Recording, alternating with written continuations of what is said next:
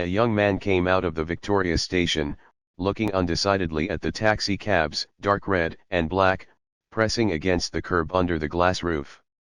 Several men in greatcoats and brass buttons jerked themselves erect to catch his attention, at the same time keeping an eye on the other people as they filtered through the open doorways of the station. Barry, however, was occupied by one of the men, a big, burly fellow whose blue eyes glared back and whose red-brown mustache bristled in defiance. "Do you want a cab, sir?"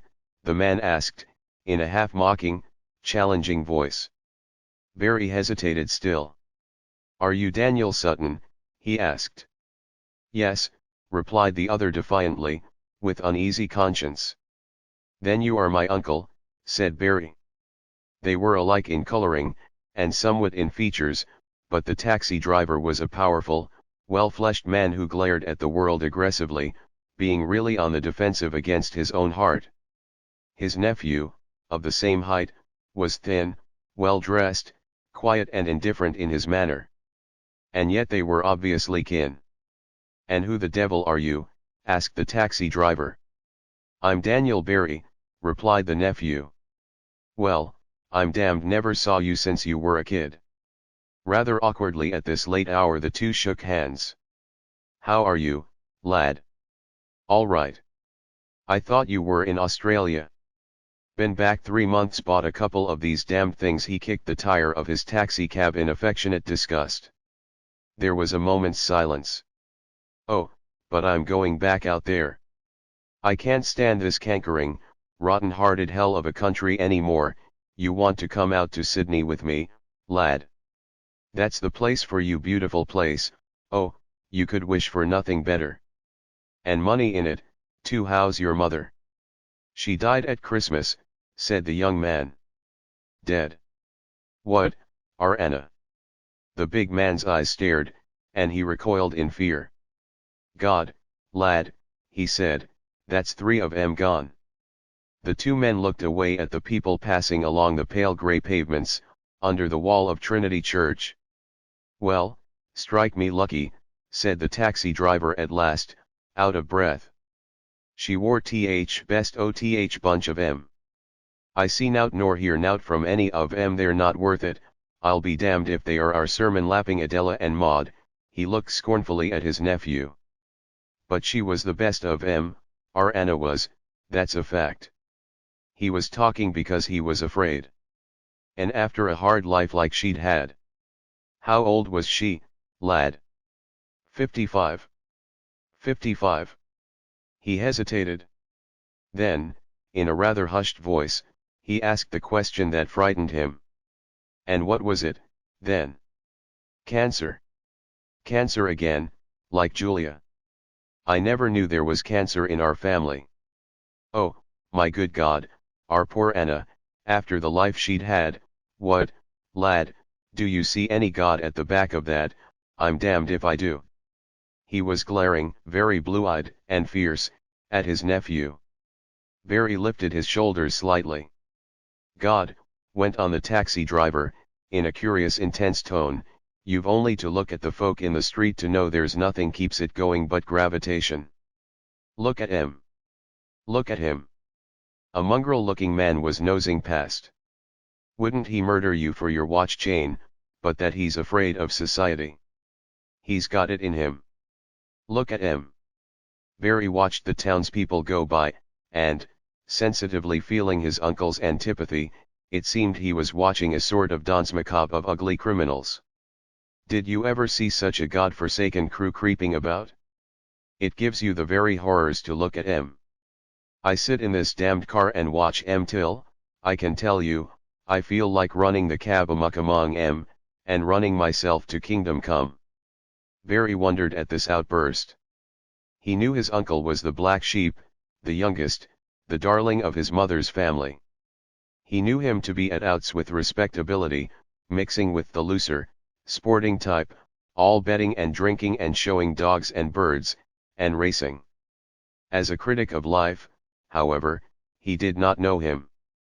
But the young man felt curiously understanding.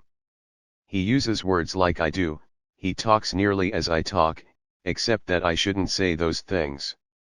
But I might feel like that, in myself, if I went a certain road. I've got to go to Whatmar, he said. Can you take me? When do you want to go? Asked the uncle fiercely. Now. Come on, then. What do yer stand gassin' on th causeway for? The nephew took his seat beside the driver. The cab began to quiver, then it started forward with a whir. The uncle, his hands and feet acting mechanically, kept his blue eyes fixed on the high road into whose traffic the car was insinuating its way. Barry felt curiously as if he were sitting beside an older development of himself. His mind went back to his mother. She had been 20 years older than this brother of hers whom she had loved so dearly. He was one of the most affectionate little lads, and such a curly head. I could never have believed he would grow into the great, coarse bully he is, for he's nothing else. My father made a god of him. Well, it's a good thing his father is dead. He got in with that sporting gang, that's what did it. Things were made too easy for him, and so he thought of no one but himself, and this is the result. Not that Jokey Sutton was so very black a sheep. He had lived idly till he was 18, then had suddenly married a young, beautiful girl with clear brows and dark grey eyes, a factory girl. Having taken her to live with his parents, he, lover of dogs and pigeons, went on to the staff of a sporting paper. But his wife was without uplift or warmth. Though they made money enough, their house was dark and cold and uninviting. He had 2 or 3 dogs, and the whole attic was turned into a great pigeon house. He and his wife lived together roughly, with no warmth, no refinement, no touch of beauty anywhere, except that she was beautiful. He was a blustering, impetuous man, she was rather cold in her soul, did not care about anything very much, was rather capable and close with money.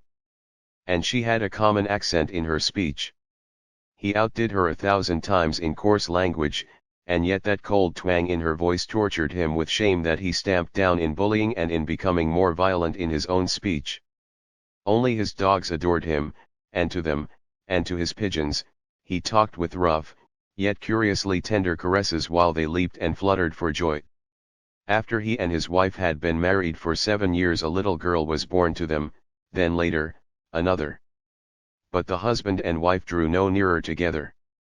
She had an affection for her children almost like a cool governess. He had an emotional man's fear of sentiment, which helped to nip his wife from putting out any shoots. He treated his children roughly, and pretended to think it a good job when one was adopted by a well-to-do maternal aunt. But in his soul he hated his wife that she could give away one of his children. For after her cool fashion, she loved him. With the chaos of a man such as he, she had no chance of being anything but cold and hard, poor thing. For she did love him. In the end he fell absurdly and violently in love with a rather sentimental young woman who read Browning. He made his wife an allowance and established a new menage with the young lady, shortly after emigrating with her to Australia.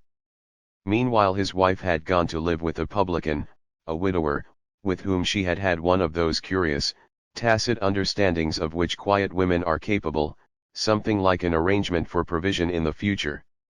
This was as much as the nephew knew. He sat beside his uncle, wondering how things stood at the present. They raced lightly out past the cemetery and along the boulevard, then turned into the rather grimy country. The mud flew out on either side, there was a fine mist of rain which blew in their faces. Barry covered himself up. In the lanes the high hedges shone black with rain. The silvery grey sky, faintly dappled, spread wide over the low, green land. The elder man glanced fiercely up the road, then turned his red face to his nephew. "And how are you going on, lad?" he said loudly. Barry noticed that his uncle was slightly uneasy of him. It made him also uncomfortable. The elder man had evidently something pressing on his soul. "Who are you living with in town?" asked the nephew. "Have you gone back to Aunt Maud?" "No," barked the uncle. "She wouldn't have me. I offered to, I want to, but she wouldn't." "You're alone, then?" "No, I'm not alone." He turned and glared with his fierce blue eyes at his nephew, but said no more for some time. The car ran on through the mud, under the wet wall of the park. "That other devil tried to poison me," suddenly shouted the elder man. "The one I went to Australia with." At which, in spite of himself, the younger smiled in secret. "How was that?" he asked. "Wanted to get rid of me. She got in with another fellow on the ship." "By Jove, I was bad." "Where, on the ship?" "No," bellowed the other. "No. That was in Wellington, New Zealand. I was bad, and got lower and lower, couldn't think what was up. I could hardly crawl about. As certain as I'm here, she was poisoning me, to get to th other chap, I'm certain of it." "And what did you do?" "I cleared out, went to Sydney." "And left her?" "Yes, I thought, begod, I'd better clear out if I wanted to live." "And you were all right in Sydney?" "Better in no time. I know she was putting poison in my coffee." There was a glum silence. The driver stared at the road ahead, fixedly, managing the car as if it were a live thing. The nephew felt that his uncle was afraid, quite stupefied with fear, fear of life, of death, of himself. "You're in rooms, then?" asked the nephew. "No, I'm in a house of my own," said the uncle defiantly. "With best little woman in th Midlands. She's a marvel. Why don't you come and see us?" "I will." "Who is she?" "Oh, she's a good girl, a beautiful little thing. I was clean gone on her first time I saw her. And she was on me. Her mother lives with us, respectable girl, none o' your." "And how old is she?" "How old is she? She's 21. Poor thing. She's right enough. You'd marry her, getting a divorce." "I shall marry her." There was a little antagonism between the two men. "Where's Aunt Maud?" asked the younger. "She's at the railway arms. We passed it, just against Rowland's Mill crossing. They sent me a note this morning to go and see her when I can spare time. She's got consumption." "Good Lord. Are you going?" "Yes." But again Barry felt that his uncle was afraid. The young man got through his commission in the village, had a drink with his uncle at the inn, and the two were returning home. The elder man's subject of conversation was Australia. As they drew near the town they grew silent, thinking both of the public house. At last they saw the gates of the railway crossing were closed before them. "Shanty you call?" asked Barry, jerking his head in the direction of the inn, which stood at the corner between two roads, its sign hanging under a bare horse-chestnut tree in front. "I might as well." "Come in and have a drink," said the uncle. It had been raining all the morning, so shallow pools of water lay about. A brewer's wagon, with wet barrels and warm-smelling horses, stood near the door of the inn. Everywhere seemed silent, but for the rattle of trains at the crossing. The two men went uneasily up the steps and into the bar. The place was paddled with wet feet, empty.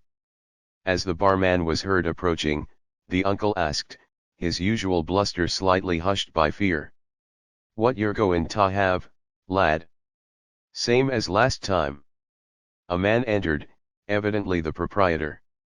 He was good-looking, with a long, heavy face and quick, dark eyes. His glance at Sutton was swift, a start, a recognition, and a withdrawal, into heavy neutrality. "How are yer, Dan?" he said, scarcely troubling to speak. "Are yer, George?" replied Sutton, hanging back. "My nephew, Dan Barry." "Give us red seal, George." The publican nodded to the younger man, and set the glasses on the bar. He pushed forward the two glasses, then leaned back in the dark corner behind the door, his arms folded, evidently preferring to get back from the watchful eyes of the nephew. "'S luck," said Sutton. The publican nodded in acknowledgement. Sutton and his nephew drank. "Why the hell don't you get that road mended in Cinder Hill?" said Sutton fiercely, pushing back his driver's cap and showing his short-cut, bristling hair. They can't find it in their hearts to pull it up, replied the publican, laconically. Find in their hearts. They want set in barrows and runnin' up and down it till they cried for mercy. Sutton put down his glass.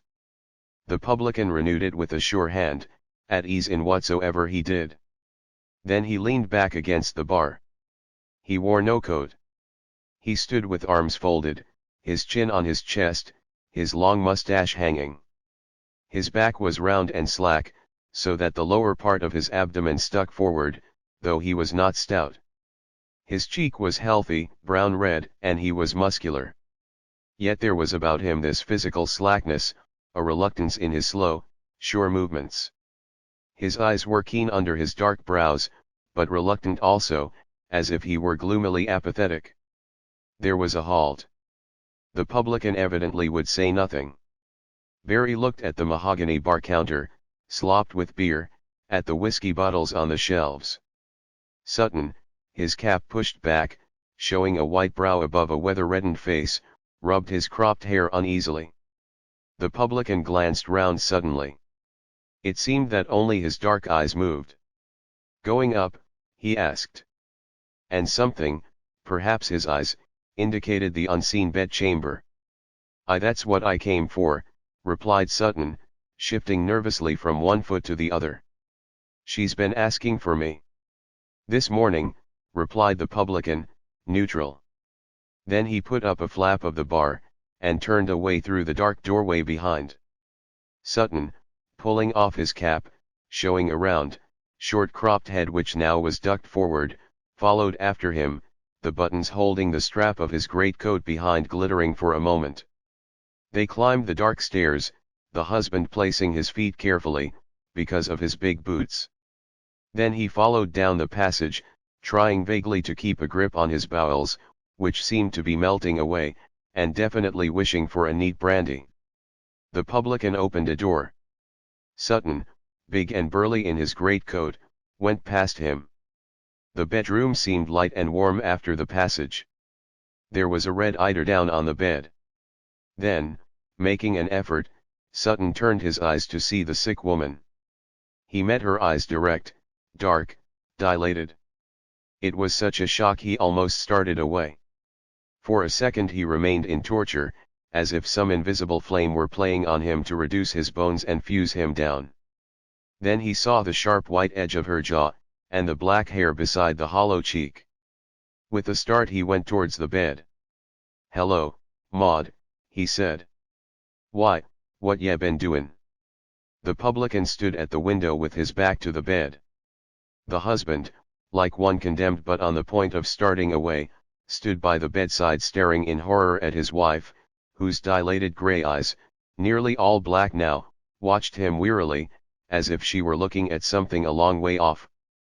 Going exceedingly pale, he jerked up his head and stared at the wall over the pillows.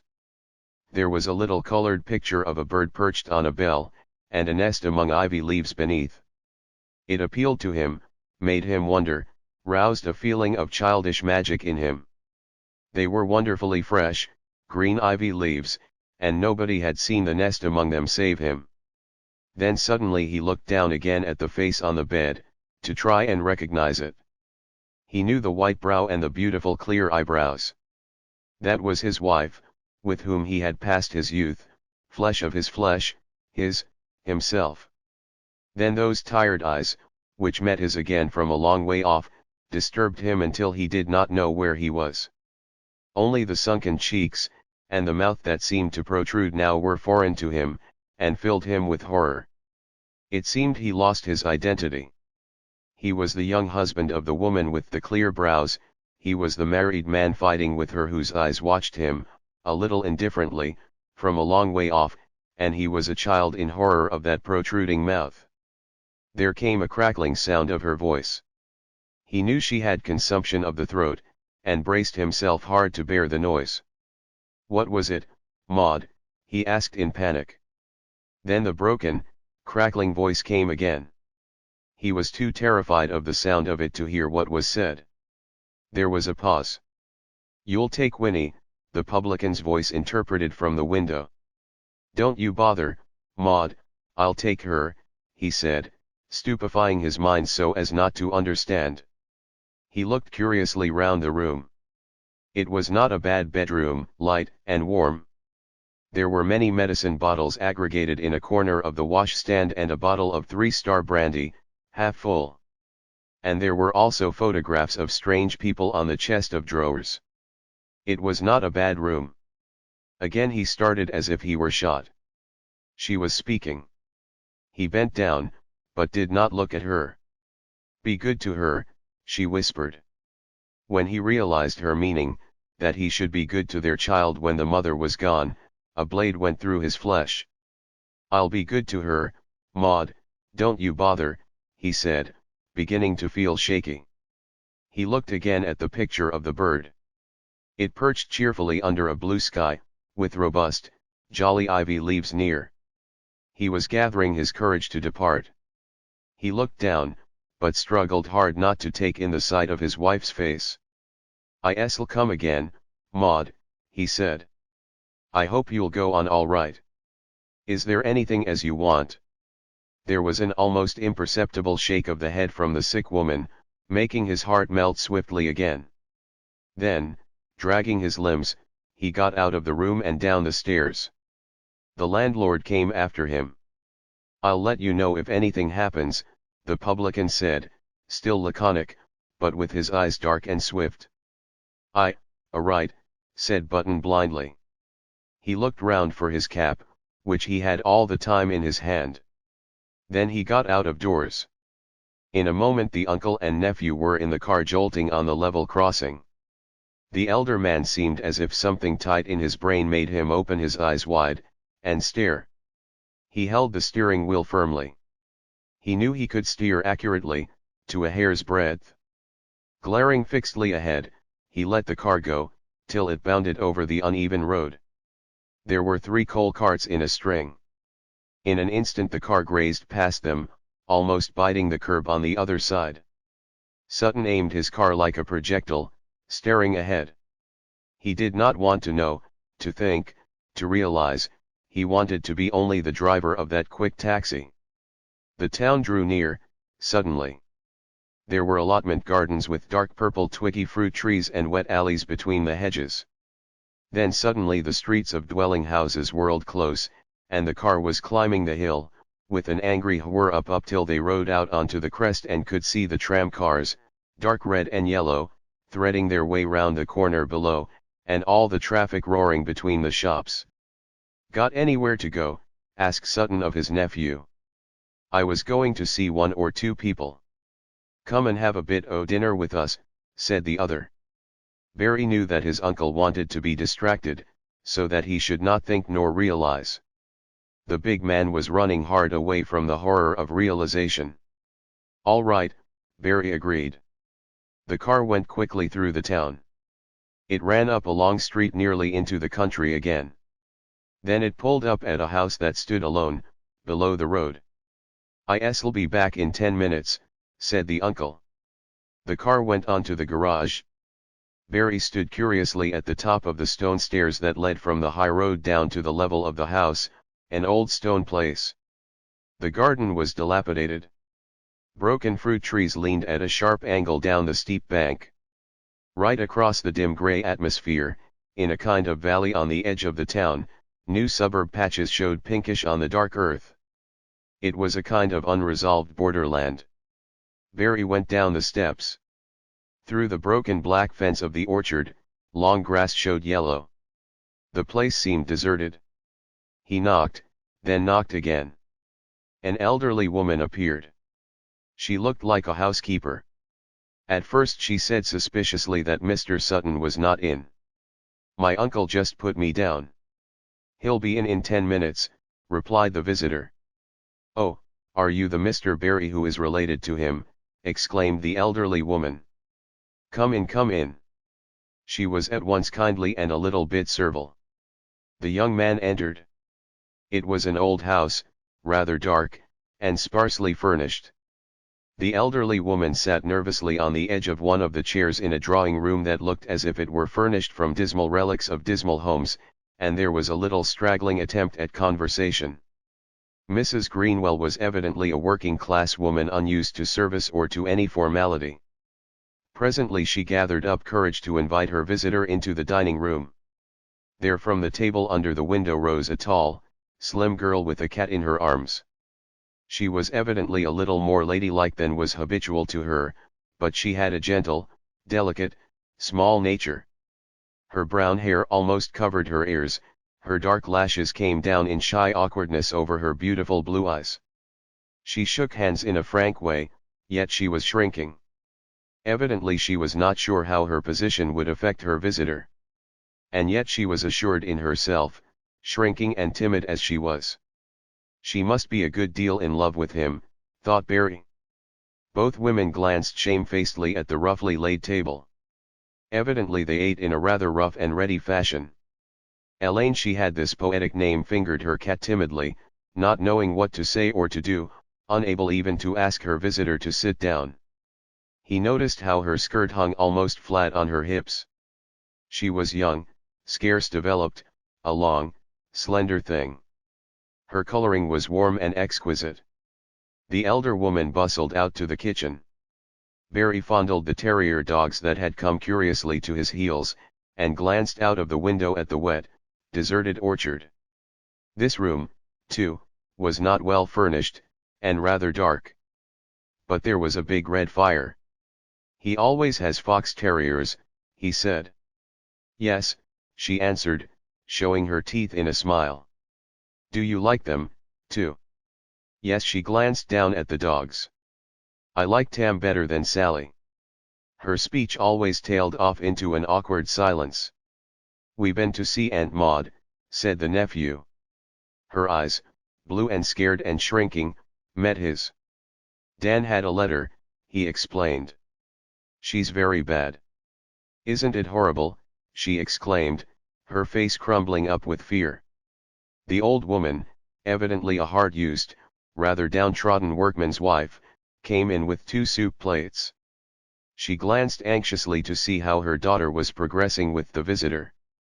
"Mother, Dan's been to see Maud," said Elaine, in a quiet voice full of fear and trouble. The old woman looked up anxiously, in question. "I think she wanted him to take the child." "She's very bad, I believe," explained Barry. "Oh, we should take Winnie," cried Elaine. But both women seemed uncertain, wavering in their position. Already Barry could see that his uncle had bullied them, as he bullied everybody. But they were used to unpleasant men, and seemed to keep at a distance. "Will you have some soup?" asked the mother, humbly. She evidently did the work. The daughter was to be a lady, more or less, always dressed and nice for when Sutton came in. They heard him heavily running down the steps outside. The dogs got up. Elaine seemed to forget the visitor. It was as if she came into life.